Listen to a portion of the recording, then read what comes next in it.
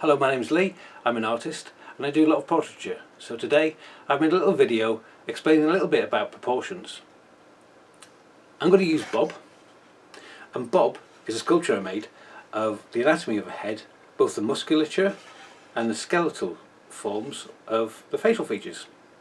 I'm going to talk a little bit about proportions and how you can do simple things to help you find the basic forms within the face that you want to draw.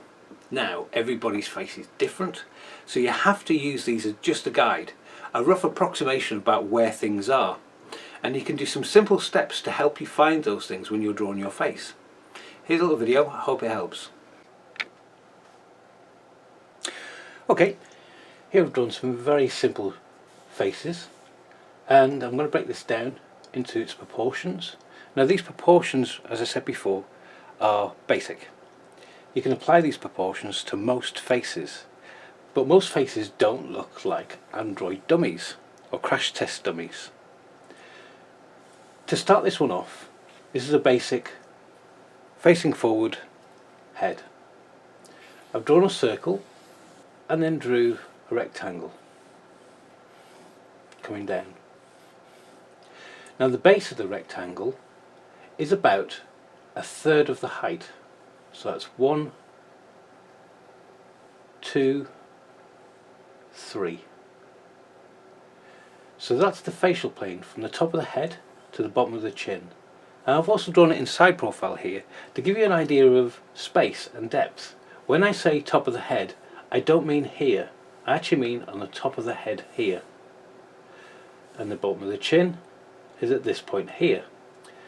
Where the bottom of this circle comes in the facial plane, it actually reaches the base of the nose.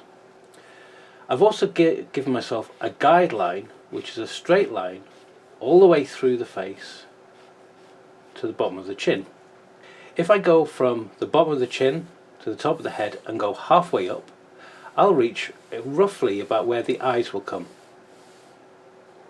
Again, from the side, top, bottom, halfway up, I've got the eyes. Now with the ball, I've shaved off the sides a little bit just to give me the side planes of the head, which will be about here. Now this can be called a Loomis process or method. If you were to take a circular shape from this point and a circular shape from that point, you actually start creating the eyebrow ridges and where they come.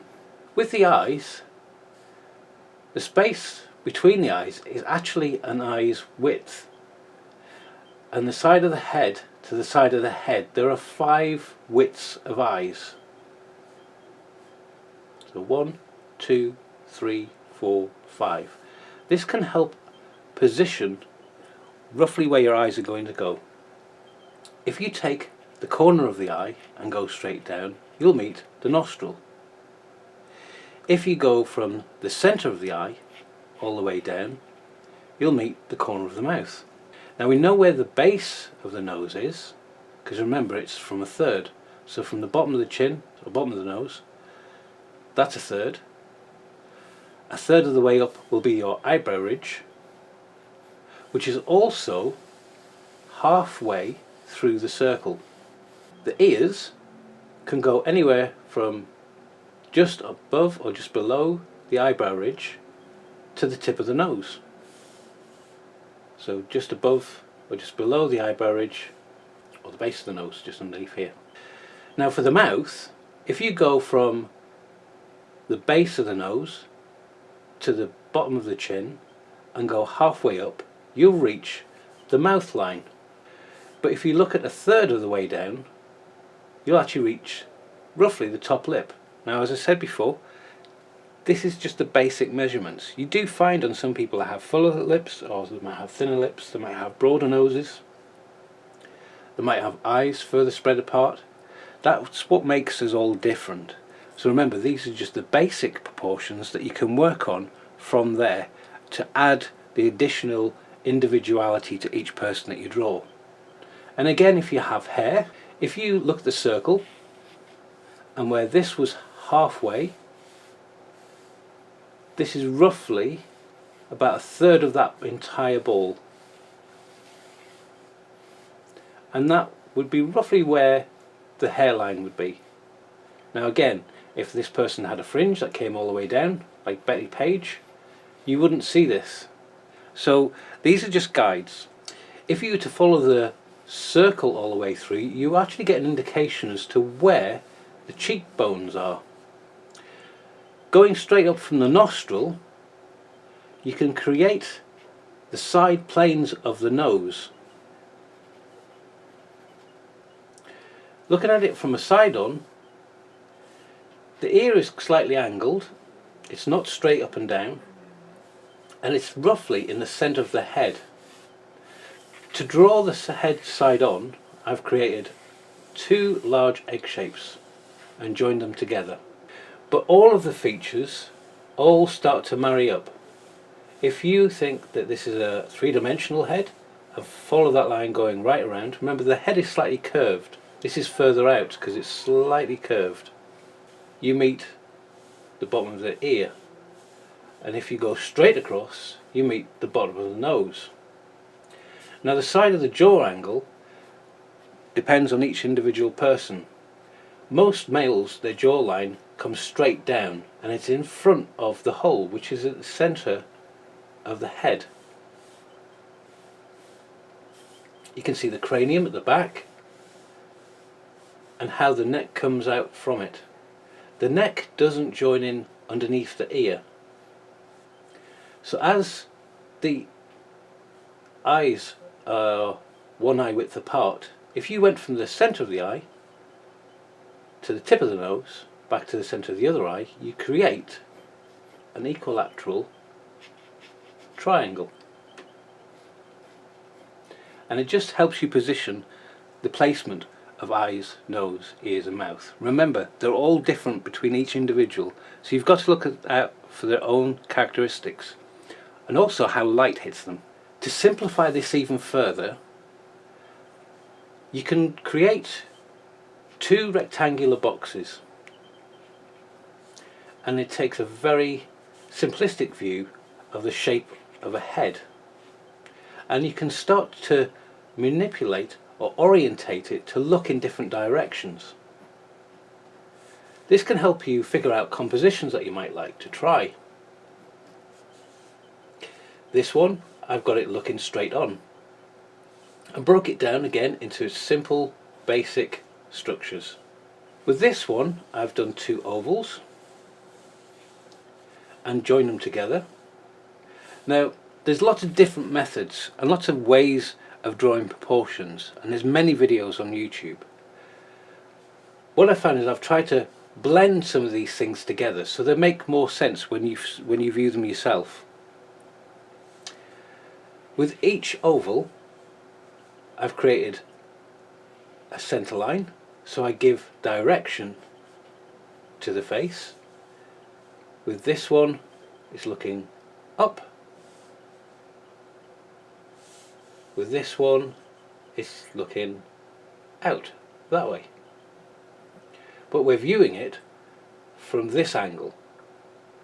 We're viewing this one from that angle, and we're viewing this one from that angle. So how you orientate the head can depend on where you're viewing it from. With this one, I could draw another head exactly the same as the one above, or indeed this could be the back of the head.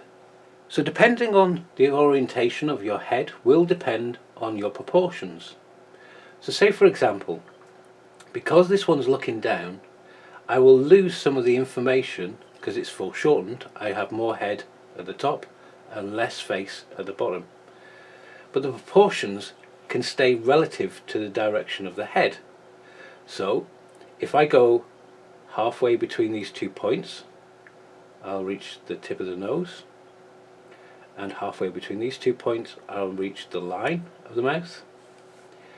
I can look at the eye and where it will sit within the facial plane and come straight down from that and reach the corner of the mouth, and do the same on the other side.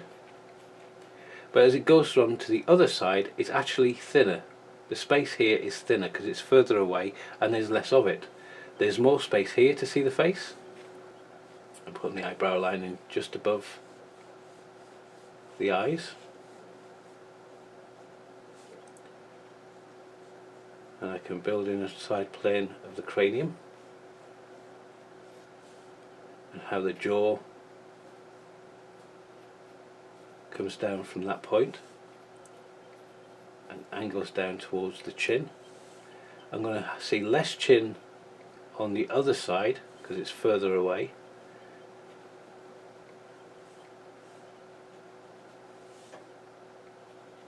That's the cheek coming out and coming back down, and the nose protruding past the side of the mouth so we can't quite see it. With the eyeball itself, it sits within the eye socket. I don't know if you remember looking at Bob and seeing how big the hole was for the eyeball itself. The positioning of the space between the top of the eyelid and the eyebrow depends on the type of person that you're drawing and how old they are and how young they are, and lots of different connotations between it. But as a rule, the eyes are set further back than you think.